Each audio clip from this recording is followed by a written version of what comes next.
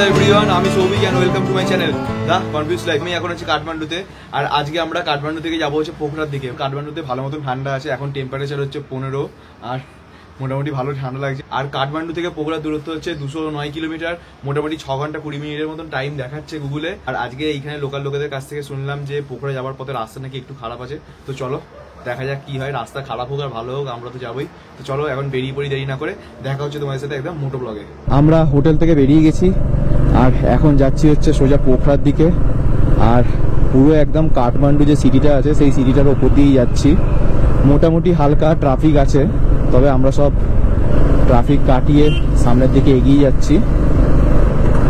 তবে কাঠমান্ডু সিটিটা সত্যি খুব ভালো, মানে নেপালের রাজধানী কাঠমান্ডু, আর খুব সুন্দর একটা শহর কাঠমান্ডু সিটিটা।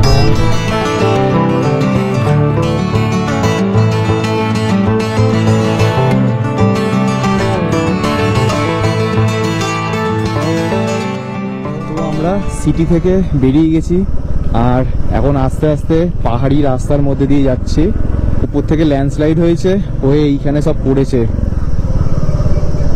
এই যে এই এত বড় বড় পাথর উপর থেকে পড়েছে, মানে সব এখানে জড়ো হয়ে আছে পাথরগুলো। ও কত ধুলো উড়িয়ে দিয়ে গেল। আর এই দিকের পরিবেশটা পুরো একদম আলাদাই লাগছে। ও সামনে রাস্তায় দেখো কত ধুলো উড়ছে, বাপরে বাপ কি অবস্থা রাস্তায়। ও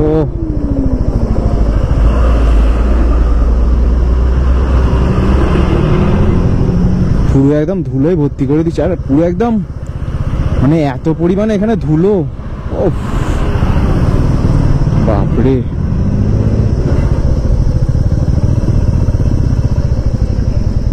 মানে এত পরিমাণে ধুলো কিছু দেখা যাচ্ছে না ভালোভাবে। আর এখানে রাস্তার অবস্থা পুরো একদম খারাপ হয়ে আছে,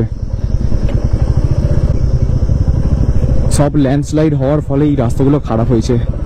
মানে এখানে শুধু পাথরগুলো দেখতে পাচ্ছ কত বড় বড়, মানে উপর থেকে পুরো নিচে পড়েছে, এখনো পড়তে পারে। মানে সত্যি মানে পাশ দিয়ে যাচ্ছি, ভয় লাগছে। অ্যাডভেঞ্চার সেই লেভেলের হচ্ছে অ্যাডভেঞ্চার। জল কাদা কি নেই, আর পাহাড়গুলো কি ভয়ঙ্কর। সামনের 4 চাকাগুলোকে না ওভারটেক করলে হবে না।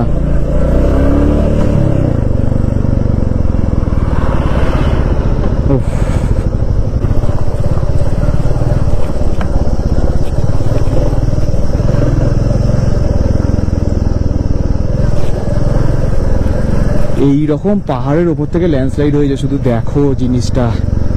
মানে এই যে বড় বড় পাথর পড়ে একদম, মানে এত বড় বড় পাথর ল্যান্ডস্লাইড হয়েছে। মানে আমি লাদাখে গিয়েও এত বড় বড় পাথর দেখিনি রাস্তার ধারে পড়ে থাকতে। এইখানে রাস্তায় পুরো কাদা পড়ে। আর এইখানে যাচ্ছে হচ্ছে মা দুর্গা। বাহ বাহ, দুর্গা মাকে দেখা পেলাম আমি এখানে। জয় মা। এইখান দিয়ে ল্যান্ডস্লাইড হয় বলে এরকম গার্ড দিয়ে রেখেছে এই ধারে। মানে যে ল্যান্ডস্লাইডটা হয়েছে সেই ল্যান্ডস্লাইডটা হওয়ার ফলে মানে কত ক্ষতি হয়েছে নেপালের, মানে প্রচন্ড পরিমাণে এখানে নেপালের ক্ষতি হয়েছে। মানে আমরা খবরে শুনতাম এই হয়েছে ওই হয়েছে, কিন্তু আসলে এখানে চোখে দেখছি আমরা কি হয়েছে নেপালে। মানে রাস্তা এমন, মানে খালি আমি নিচেই যাচ্ছি এখানে বাইকের ওপর বসে, মানে পুরো ও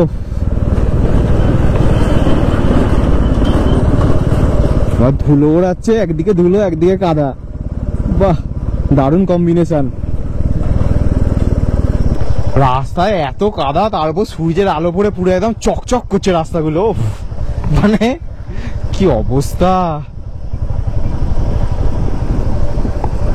আর সামনে সবুজ পাহাড়টা দেখো, সামনে একদম আছে সবুজ পাহাড়, আলাদাই একদম ভিউ আসছে।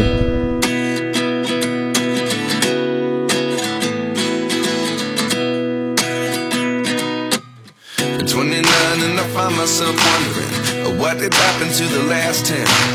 I ran away with my life. খারাপ রাস্তা পেরিয়ে আমরা ভালো রাস্তার মধ্যে আছি এখন। আর সামনে খারাপ রাস্তা আবার আসবে যতটা জানি আমি। এখন আমি আসি পৃথ্বী হাইওয়ের মধ্যে, মোটামুটি এখান থেকে পোখরার দূরত্ব হচ্ছে 174 kilometre.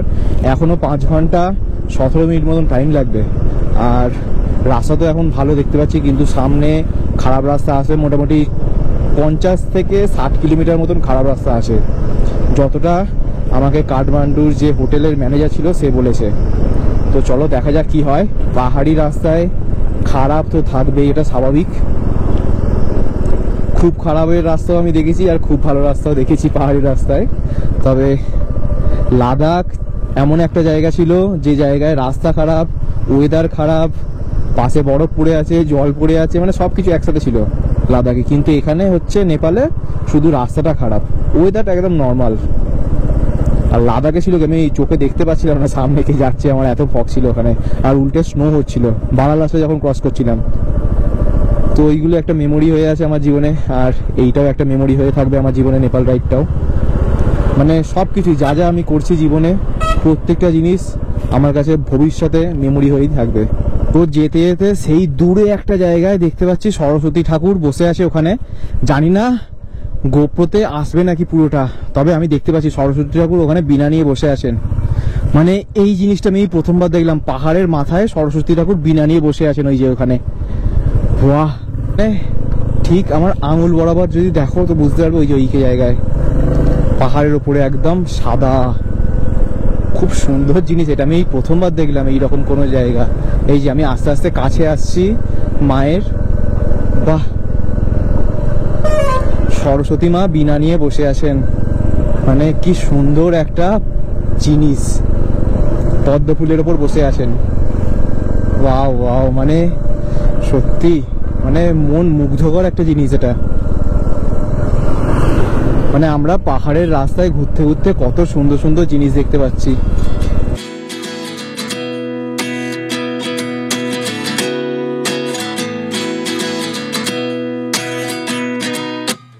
At 29 and I find myself wondering what did happen to the last 10. এখন আছি নৌবিসে বলে একটা জায়গার মধ্যে।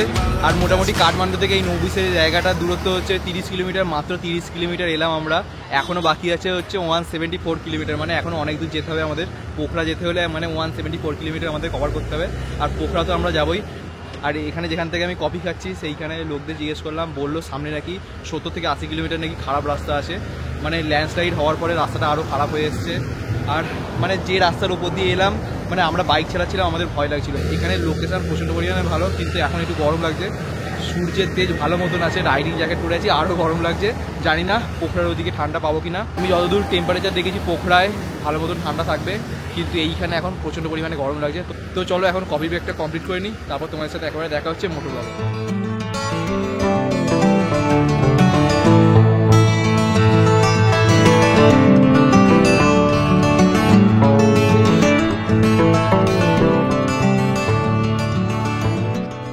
তো মোটামুটি এখন রাস্তা অনেকটা ভালোই পাচ্ছি আমি। আর সামনে তোমরা পাহাড় দেখো, পাহাড়ের উপর কত বড় বড় গাছপালা।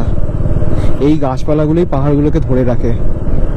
কফি ব্রেকের পর 10 কিলোমিটার মতন চালালাম, ভালো রাস্তা পাচ্ছি। আর এখানে দেখো কি ভয়াবহ কাণ্ড হয়েছে এখানে ল্যান্ডস্লাইডে। ওফ, মানে দেখলে নিজের ভয় লাগছে। এইখানে আমার পাশ দিয়ে কি সুন্দর একটা ঝর্ণার জল বয়ে যাচ্ছে, মানে পুরো একদম পরিষ্কার জল বয়ে যাচ্ছে এখান থেকে। কি সুন্দর একটা দৃশ্য এখান থেকে দেখা যাচ্ছে, ওপর থেকে নিচের একদম দারুণ দৃশ্য। আর এইখানে পাহাড়গুলো দেখে আমার ভয় লাগছে। দেখো এখানে কত লুজ পাথর পড়ে আছে এখানে, মানে এখানে উপরে কত লুজ পাথর একদম জমে আছে এক জায়গায়। মানে যদি একটা গায়ে পড়ে তো মানে কি হবে ভগবানই জানে। আর রাস্তা একটু একটু খারাপ, একটু একটু ভালো, দুটো মিশিয়েই আছে।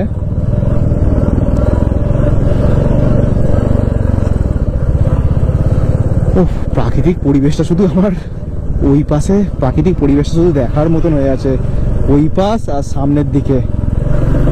মানে প্রাকৃতিক পরিবেশ একদম 360, একদম দারুণ প্রাকৃতিক পরিবেশ।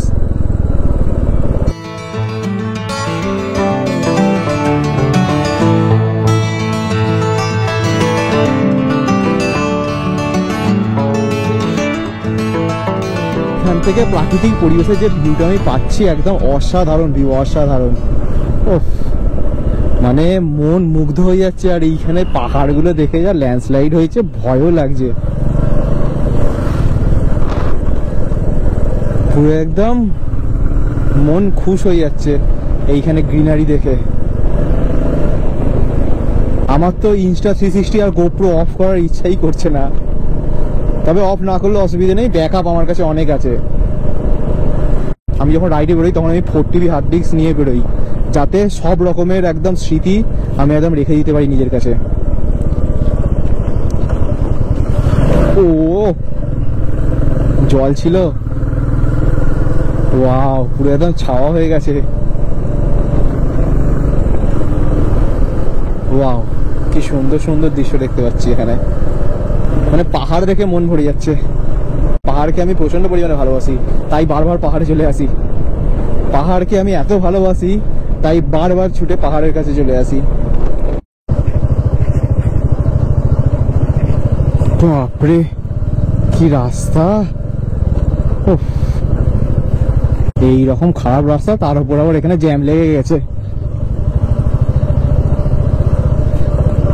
রাস্তায় কিচ্ছু নেই, প্রচন্ড পরিমাণে কাদা আর জল।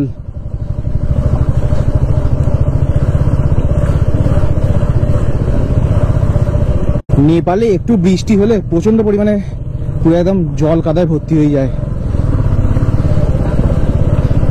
মানে এখন তো জ্যাম ভালো মতন থাকবে সামনে, কারণ এই রকম কাদা ভর্তি রাস্তায় কেউ জোরে গাড়ি চালাতে পারবে না।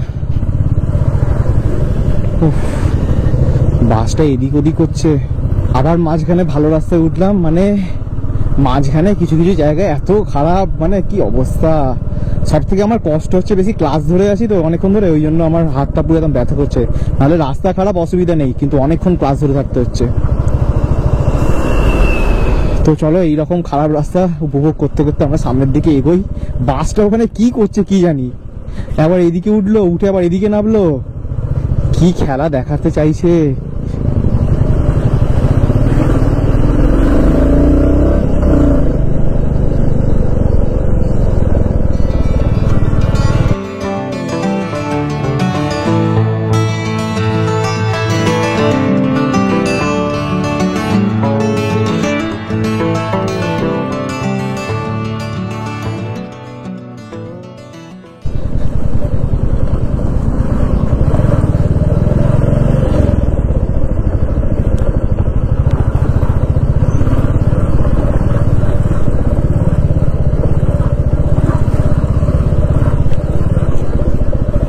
সামনে বাস আসছে, মানে এই রকম রাস্তায় ওভারটেক করতে হচ্ছে, মানে কি অবস্থা রাস্তার। ও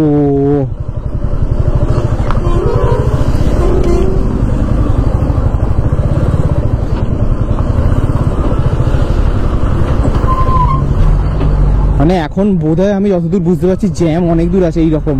তো খারাপ রাস্তা থেকে ভালো রাস্তায় আসার পর একটু হালকা দাঁড়ালাম, দাঁড়িয়ে একটু রেস্ট নিচ্ছি এখন। আর যে রাস্তার উপর দিয়ে এসেছি সেই রাস্তা তো একদম পুরো খারাপ ছিল, তার উপর জ্যাম, মানে একদম পুরো যে ক্লাসটা এত শক্ত, রয়্যাল এনফিল্ডের ক্লাস হচ্ছে প্রচণ্ড পরিমাণে শক্ত, পুরো একদম হাত একদম ব্যথা করছিল আমার ক্লাস ধরে ধরে। তো একটু হালকা এখানে দাঁড়ালাম, আর এখানে যে লোকেশনটা দেখছি আমি, লোকেশনটা প্রচণ্ড পরিমাণে সুন্দর। দাঁড়া আমি দেখাচ্ছি লোকেশনটা তোমাদের।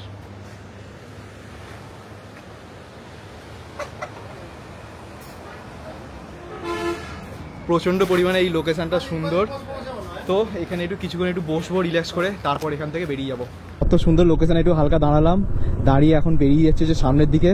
তো মোটামুটি এইখানে রাস্তা এখন খুব ভালো দেখতে পাচ্ছি, আর অতটা জ্যাম নেই, আর প্রচণ্ড পরিমাণে রোদের তেজ আছে, গরম লাগছে বেশ ভালো রকমভাবে। রাইডিং জ্যাকেট পরে আছি তো আরও বেশি গরম লাগছে, মনে হচ্ছে যেন পুরো সেদ্ধ হয়ে যাচ্ছি। করে পাহাড়টা আছে দুদিকে দুটো, আর মাঝখানে একটা বড় পাহাড়, আর এইখান দিয়ে বয়ে যাচ্ছে যে ঝর্ণার জল। ও মানে এই সৌন্দর্যের কাছে আর কিচ্ছু নেই। কত উঁচু পাহাড়, আমাকে পুরো মাথা উঁচু করে দেখতে হচ্ছে অনেকটা। বাপরে, সামনে গাড়ি আছে,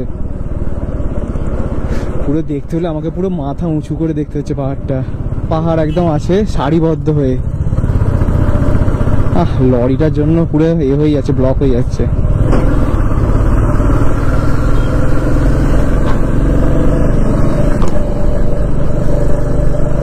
এই একটা পাহাড়, তারপর ওদিকে বাদবাকি পাহাড়গুলো আছে। পাহাড়টা একদম জায়গাটাকে ছাওয়া করে দিয়েছে। দারুণ রাস্তা। আর এই দিকের লোকেশনটা দেখো শুধু, পুরো একদম দেখার মতন।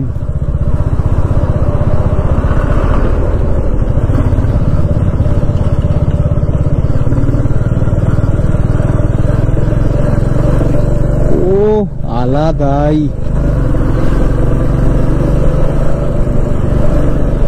মানে আমরা এত সুন্দর লোকেশনের মধ্যে দিয়ে যাচ্ছি পোখরাতে, সত্যি খুব ভালো লাগছে নিজের।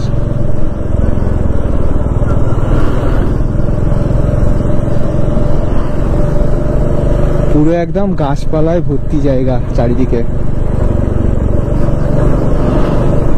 চারিদিকে পুরো একদম গাছপালায় ভর্তি, পুরো একদম সবুজ পুরো জায়গাগুলো, একদম পুরো ওপর থেকে নিচ অব্দি পুরো গাছে ভর্তি জায়গা, মানে যাকে বলে পারফেক্ট।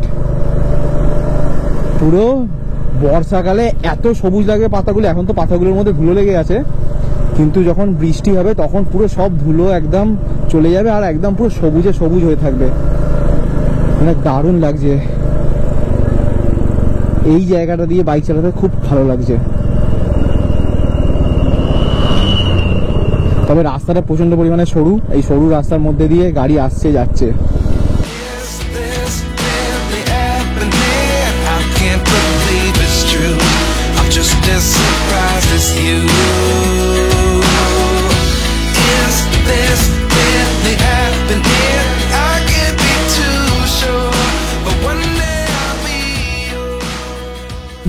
অফ করার একদম ইচ্ছাই করছে না, মনে হচ্ছে যেন পুরো রাস্তা একদম অন থাক। এত সুন্দর সুন্দর লোকেশন এখানে, কোনোটাই ছাড়ার ইচ্ছা করছে না, সবটাই একদম সঙ্গে করে স্মৃতি হিসেবে নিয়ে যেতে ইচ্ছা করছে। আর এই যে এইদিকে ল্যান্ডস্লাইড আছে, আর এইদিকে আছে এত সুন্দর একটা নদী, নদীটার নাম আমি ঠিক জানি না, কিন্তু খুব সুন্দর লাগছে নদীটা। পাহাড়ের মাঝখান দিয়ে যখন নদী বয়ে যায় তার সৌন্দর্যটা আলাদা হয়ে যায়। সামনে আবার খারাপ রাস্তা আসছে,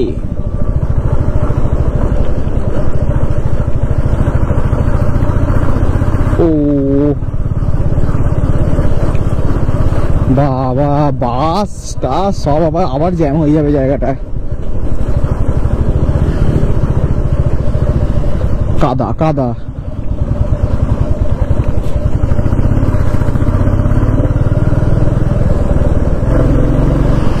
রাস্তায় সবকিছু পড়ে থাক, কাদা না পড়ে থাকলেই হলো। এই যে আমার হাতের কাছে একটা ঝর্ণা, ছোট্ট ঝর্ণা, কি সুন্দর, পুরো একদম ধুলো, একদম বেশি দূর দেখা যাচ্ছে না ভালোভাবে। মোটামুটি এইখান থেকে আর পোখরার দূরত্ব 80 কিলোমিটার।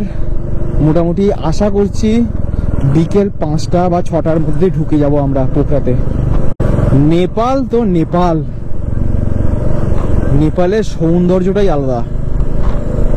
লাদাখে যেমন খালি ন্যাড়া পাহাড়, আর নেপালে হচ্ছে একদম সবুজ পাহাড়। লাদাখের পাহাড় হচ্ছে কত রকম রঙের পাহাড়, সেগুলো লাদাখে বোঝা যায়, আর নেপালে হচ্ছে পুরো একদম সবুজ বড় বড় পাহাড়। কি ধুলো উড়াচ্ছে বাসটা।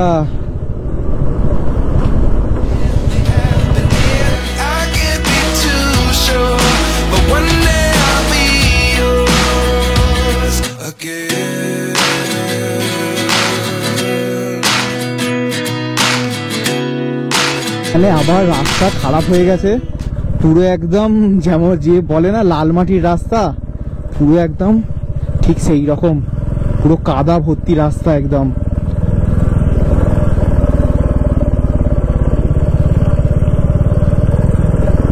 মানে প্রচন্ড পরিমাণে কাদা, সামনে বোধহয় আরো বেশি রাস্তা খারাপ আছে।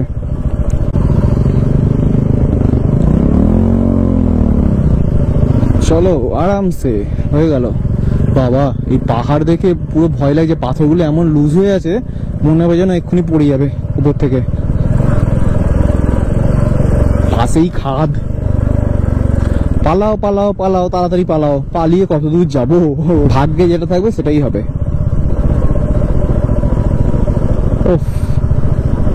মানে রাস্তা যত সামনের দিকে যাচ্ছে তত ভয়ঙ্কর ভয়ঙ্কর।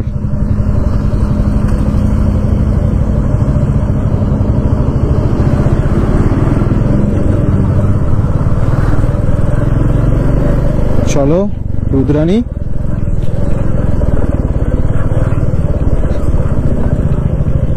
এই কাদাগুলো আমার প্রচন্ড পরিমাণে ভয় লাগে। কাদা না থাকলে আমার কোনো ভয় নেই।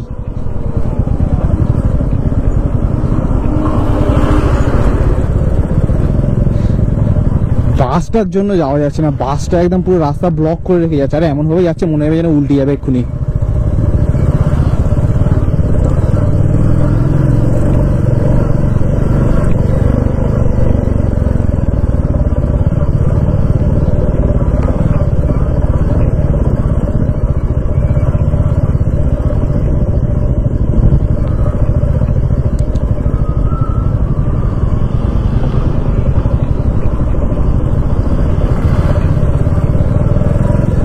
তো খারাপ রাস্তা থেকে আবার ভালো রাস্তায় উঠলাম। ও মানে এখানে বড় বড় পাথরগুলো দেখো, এই পাথরগুলো যদি একটা পড়ে উপর থেকে তাহলে মানে আবার এখান থেকে ল্যান্ডস্লাইড হয়ে আবার নিচে নেমে যাবে, যদি একটা পাথর উপর থেকে নিচে পড়ে।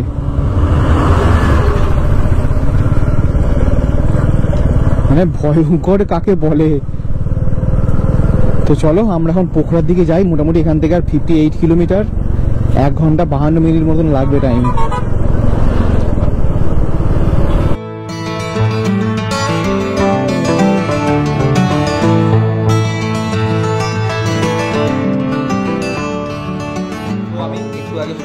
আর আজকে যে রাস্তার উপর দিয়ে এসেছি সেই রাস্তাটা তোমরা ব্লগের মধ্যে দেখেইছো। মোটামুটি ভালো খারাপ দুটো মিলিয়ে রাস্তাটা ছিল।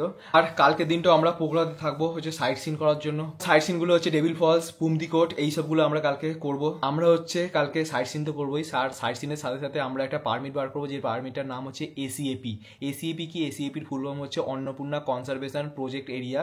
আর এই পারমিটটা করলে আমরা হচ্ছে মুক্তিনাথ আর গান্ধরুক এই দুটো জায়গায় যেতে পারবো। তাই এই দুটো পারমিট আমরা কালকে এই পোখরাতে যে অফিস আছে এসিএপি, সেই অফিসে গিয়ে আমরা পারমিটটা বার করবো। তো চলো আজকে ব্লগ আমি এখানে এন্ড করলাম। দেখা হচ্ছে তোমাদের সাথে একদম কালকের ব্লগে। And I find myself wondering what did happen to the last 10.